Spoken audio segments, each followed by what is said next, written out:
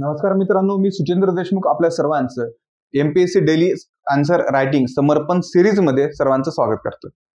आज आपण एक महत्त्वाचा प्रश्न पाहणार आहोत।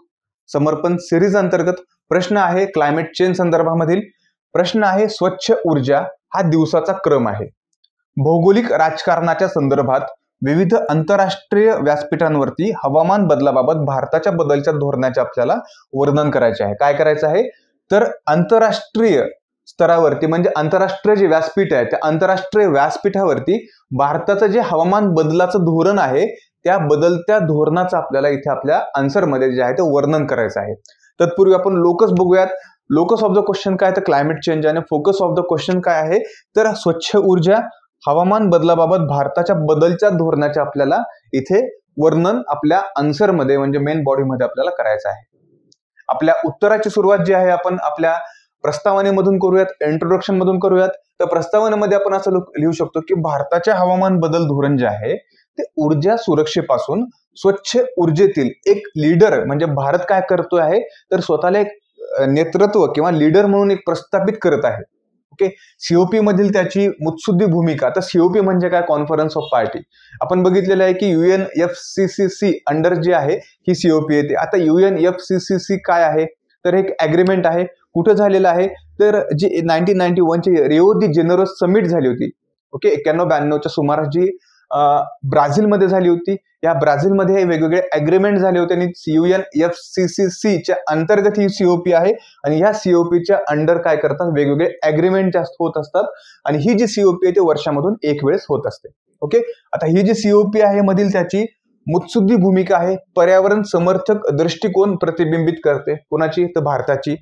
भारताने काय करायचं निव्वळ म्हणजे भारताने ठरवलेलं आहे की नेट झिरो कार्बन इमिशन आहे। या प्रतिबद्धतेचा काय आहे भारताने इथे स्वीकार केलेला आहे, परंतु समान व भिन्न जबाबदाऱ्यांवरती आधारित त्याच्या वचनबद्धतेवरती सुद्धा काय करतो भारत जो आहे तो भर देत आहे।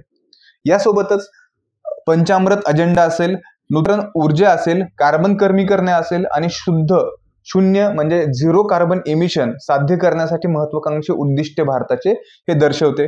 स्वच्छ ऊर्जाच्या नेतृत्वासाठी भारताला वचनबद्धता म्हणजे भारताला काय करायचं या क्लीन एनर्जी ओके याचं भारताला वर्ल्ड लीडर व्हायचं आहे किंवा स्वच्छ ऊर्जेच्या बाबतीमध्ये अग्रेसर भारताची होण्याची भारताची ही भूमिका असणार आहे। मग याच्या अनुषंगाने आपण आपल्या मेन बॉडीमध्ये काय काय लिहू शकतो तर सर्वात आपण बघूयात की मेन आपली जी आन्सरची बॉडी आहे त्याच्यामध्ये पॅरिस करार आणि राष्ट्रीय निर्धारित योगदान म्हणजे NDC आपण याच्याबद्दल लिहू शकतो। तर पॅरिस अग्रीमेंट काय महत्वाचं आहे पॅरिस अग्रीमेंट तर पॅरिस करार जो आहे तो भारत जो आहे तो भारत पॅरिस कराराच्या वाटाघाटी आणि मान्यता देण्यात महत्वपूर्ण जे आहे ते भारताने ह्या पॅरिस करारासंदर्भामध्ये भूमिका बजावलेली आहे आणि ही उत्सर्जनाची तीव्रता कमी करण्यासाठी आणि त्याच्या NDC मधील आपण म्हणतो की गैर जीवाश्म इंधन आधारित वीज निर्मितीचा वाटा वाढवण्यासाठी भारत जो आहे तो वचनबद्धता आहे। आपण हे आपल्या पॅरिस करार किंवा अग्रीमेंट मध्ये लिहू शकतो। ओके, नेक्स्ट पॉइंट मध्ये इंटरनॅशनल सोलर अलायन्स ISA। आता इंटरनॅशनल सोलर अलायन्सची जी स्थापना आहे ती भारताने आणि फ्रान्सने या दोघा जणांच्या पुढाकाराने झालेली आहे, राईट। आणि या इंटरनॅशनल सोलर अलायन्स म्हणजे सौर ऊर्जा उपाययोजनाला चालना देण्यासाठी भारताने इंटरनॅशनल सोलर अलायन्स जे आहे ते समृद्ध देशांमधील सहकार्याचे एक व्यासपीठ स्थापन करण्यासाठी पुढाकार घेतलेला आहे, आपण इथे मांडू शकतो। या हालचालीमुळे स्वच्छ ऊर्जेतील भारताची जी वचनबद्धता आहे स्वच्छ ऊर्जेप्रती ओके ती दिसून आली आणि अक्षय ऊर्जेमध्ये जागतिक नेता म्हणून जे आहे ते भारताने इथे स्थान मिळवण्याचा प्रयत्न केलेला आहे। हे आपण इंटरनॅशनल सोलर अलायन्स मध्ये मांडू शकतो। यानंतर आपण म्हणू शकतो की जो भूराजकीय प्रभाव आहे तो सुद्धा एक खूप महत्वाचा प्रभाव आहे। म्हणजे कशा पद्धतीने तर हवामान बदलाच्या चर्चेमध्ये आणि वचनबद्धतेमध्ये भारताचा सक्रिय सहभाग हा त्याचा भूराजकीय प्रभाव वाढवण्यासाठी भारताचा जो सक्रिय सहभाग आहे किंवा जो भूराजकीय प्रभाव आहे तो वाढवण्याची त्याची इच्छा दर्शवतो। आता जागतिक हवामान बदलाच्या अनुषंगाने आपल्याला पाहायचं झालं तर हा जो बदल आहे या बदलांच्या उद्दिष्टांची संरेखित करून आपण असं म्हणू शकतो की जागतिक स्तरावरती एक जबाबदार आणि प्रभावशाली नेतृत्व किंवा खेळाडू म्हणून स्वतःला स्थान देण्याचे भारताचे ध्येय आहे। हे आपण इथे एवढ्या भूराजकीय प्रभावामध्ये मांडू शकतो. आता स्वच्छ ऊर्जा संक्रमण म्हणजे काय? तर स्वच्छ ऊर्जेला प्रोत्साहन देण्यासाठी भारताने अनेक देशांतर्गत उपक्रम सुरू केलेले आहेत. जसे की आपण म्हणू शकतो की राष्ट्रीय सौर अभियान आणि स्वच्छ स्वयंपाक इंधनासाठी प्रधानमंत्री उज्ज्वला योजना.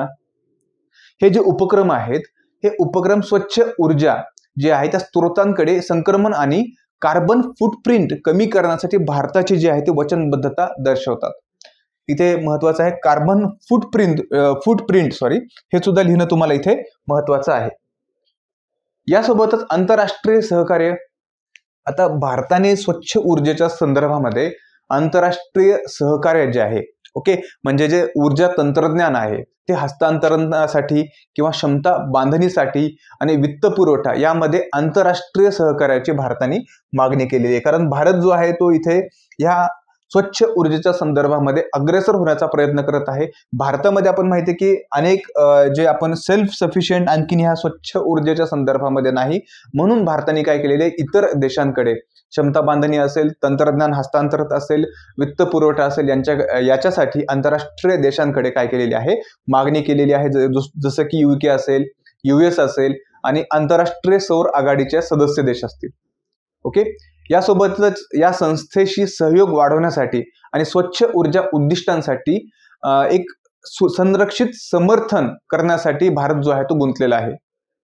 यासोबतच क्लायमेट फायनान्स सुद्धा खूप मोठा महत्वाचा रोल प्ले करतोय. भारत जो आहे तो विकसित देशांना ह्या क्लायमेट फायनान्सच्या माध्यमातून सुद्धा इथे मदत करत आहे. म्हणजे ग्लोबल साऊथ आहे, त्या ग्लोबल साऊथ मध्ये भारत काय करत आहे, तर या सौर ऊर्जे संदर्भामध्ये एक लीडर म्हणून सध्या उदयास आलेला आहे. आणि हे जे इतर देश आहेत, आफ्रिका किंवा इतर देश आहेत, या देशांना सुद्धा त्यांच्या ऊर्जा पद्धतीमध्ये किंवा त्यांना या सौर ऊर्जेचा असेल किंवा आपण म्हणू की रिन्युएबल एनर्जीचा यूज करण्यासाठी सुद्धा भारत काय करत आहे, इथे समर्थन देत आहे. जो ग्लोबल साऊथ आहे किंवा जे डेव्हलपिंग कंट्री आहे त्यांना सुद्धा भारताला सोबत घेऊन चालायचं आहे. त्याच्यासाठी सुद्धा हा क्लायमेट फायनान्स सुद्धा एक घटक महत्वाचा आहे, इथे आपण मेन्शन करू शकतो.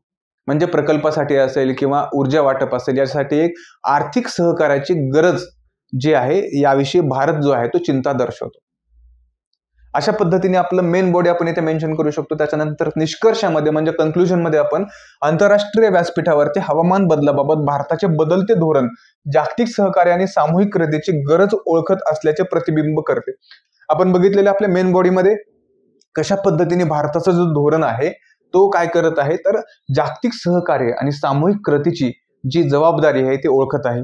यासोबतच हवामान वाटाघाटींमध्ये सक्रियपणे गुंतून नवीनीकरणीय म्हणजे रिन्युएबल एनर्जीचा पुरस्कार करून आणि इतर राष्ट्रांशी सहयोग करून भारत हवामान बदलाशी लढण्यासाठी एक जबाबदार जागतिक खेळाडू म्हणून स्वतःला स्थान देत आहे. आणि हा विकसित दृष्टिकोन भारतासाठी म्हणजे आपल्या भारतासाठीच आणि या पृथ्वीसाठी सुद्धा एक शाश्वत आणि लवचिक भविष्य निर्माण करण्यासाठी सामूहिक प्रयत्नांना इथे हातभार लावतो. हे आपण आपल्या कन्क्लुजन मध्ये मांडू शकतो आणि अशा प्रकारे आपले आन्सर जे आहे ते एंड करू शकतो. तुम्हाला हे आन्सर कसं वाटलं मला नक्की कमेंट सेक्शन मध्ये सांगा. आपण भेटूयात आपल्या नेक्स्ट आन्सर रायटिंग सेशन समर्पण सिरीज मध्ये. आपण आज इथेच थांबूयात. धन्यवाद.